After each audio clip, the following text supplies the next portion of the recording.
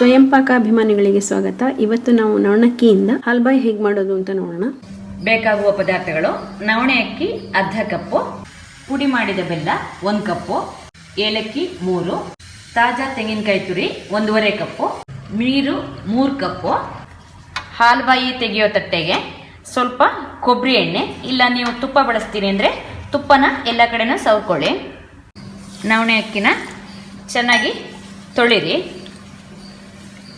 ನೀರನ್ನು ಬಸ್ಬಿಟ್ಟು ಅದಕ್ಕೆ 1 ಕಪ್ನಷ್ಟು ನೀರು ಹಾಕಿ ಮುಚ್ಚಿಡಿ. ಇದು ನೆಂದಷ್ಟು ನಿಮಗೆ ಹಾಲ್ಬಾಯಿ ಚೆನ್ನಾಗಿ ಬರುತ್ತೆ. ಬೆಲ್ಲನ ಒಂದು ಪಾತ್ರೆಗೆ ಹಾಕಿ ಅದಕ್ಕೆ 1/4 ಕಪ್ನಷ್ಟು ನೀರು ಹಾಕಿ ಅದನ್ನು ಸ್ವಲ್ಪ ಕರಗಿಸ್ಕೊಳ್ಳೋಣ. ಈಗ ಬೆಲ್ಲ ಕರಗಿದೆ. ಇದು ಸ್ಟವ್ ಆಫ್ ಮಾಡಿಬಿಟ್ಟು ಇದನ್ನು ನೀವು ಹಾಲ್ಬಾಯಿ ಯಾವ ಪಾತ್ರೆಯಲ್ಲಿ ಮಾಡ್ತೀರೋ ಆ ಪಾತ್ರೆಗೆ ಸೋಸ್ಕೊಳ್ಳಿ. ನವಣೆ ಅಕ್ಕಿನ ನಾನು 1 ದಿನ ಪೂರ್ತಿಯಾಗಿ ನೆನೆ ಹಾಕಿದ್ದೆ, ಅಂದರೆ ಸುಮಾರು 24 ಗಂಟೆಗಳ ಕಾಲ ಇದನ್ನು ನಾನು ನೆನೆ ಹಾಕಿದ್ದೆ. ಈಗ ಇದರ ಸ್ವಲ್ಪ ನೀರು ತೆಕ್ಕೊಂಡ್ಬಿಟ್ಟು ಇದನ್ನು ಒಂದು ಮಿಕ್ಸರ್ ಜಾರಿಗೆ ಹಾಕೋಣ. ಈ ನವಣೆ ಅಕ್ಕಿ ಜೊತೆ ತೆಂಗಿನಕಾಯಿ ತುರಿ, ಏಲಕ್ಕಿ ಹಾಕಿ ಸಣ್ಣದಾಗಿ ರುಬ್ಬಿ. ಮಧ್ಯದಲ್ಲಿ ಬೇಕಂದ್ರೆ ನೀವು ಮತ್ತೆ ನೀರು ಹಾಕ್ಕೊಂಡು ರುಬ್ಬಿ. ನಾನೀಗ ನವಣೆ ಅಕ್ಕಿ ನೆನೆಸಿದ ನೀರನ್ನೇ ಹಾಕ್ತಾ ಇದ್ದೀನಿ.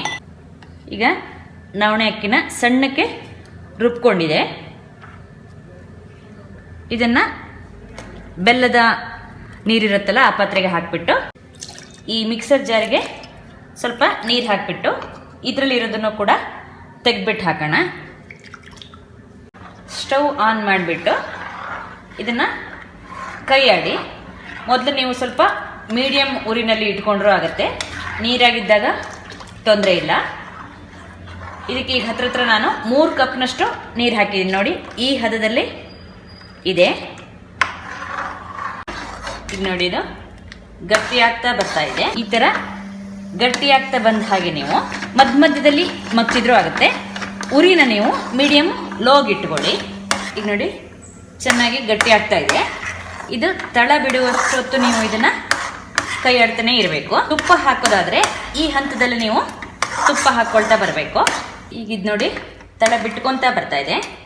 ಇನ್ನು ಒಂದು ಸ್ವಲ್ಪ ಆಗಬೇಕು. ಈಗ ನೋಡಿ, ಇದು ತಳ ಪೂರ್ತಿಯಾಗಿ ಬಿಟ್ಕೊಂಡಿದೆ. ಅಂದರೆ ನೋಡಿ, ಇದೊಂದು ಮುದ್ದೆ ಆಗಿ ಬರ್ತಾ ಇದೆ. ನೋಡಿ, ಸ್ಟವ್ ಆಫ್ ಮಾಡಿಬಿಟ್ಟು ಕೊಬ್ಬರಿ ಎಣ್ಣೆ ಸವರಿದ ತಟ್ಟೆಗೆ ಇದನ್ನು ತೆಗೆಯೋಣ. ನಿಮಗೆ ಒಟ್ಟಿಗೆ ಆದಷ್ಟು ಬಂದುಬಿಡಬೇಕು, ಆವಾಗ ನಿಮಗೆ ಆಗಿದೆ ಅಂತ ಹೇಳಿ. ತಟ್ಟೆ ಸುತ್ತ ಬರುವಷ್ಟು ಇದನ್ನು ಸವರ್ಕೊಳ್ಳೋಣ. ಇದನ್ನ ಕೈನಲ್ಲೇ ನೀವು ತಟ್ಟೆಗೆ ಸರಿ ಆಗುವಂತೆ ಮಾಡಿಬಿಟ್ಟು ಇದನ್ನು ಹೀಗೆ ಚಪ್ಪಟೆ ಮಾಡಿ.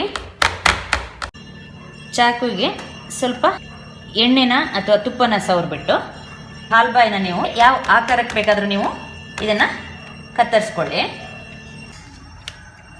ಈಗ ನಾನು ಉದ್ದುದ್ದಕ್ಕೆ ಕಟ್ ಮಾಡಿದ್ದೀನಿ. ಈಗ ಅಡ್ಡ ಕಟ್ ಮಾಡ್ತಾ ಇದ್ದೀನಿ.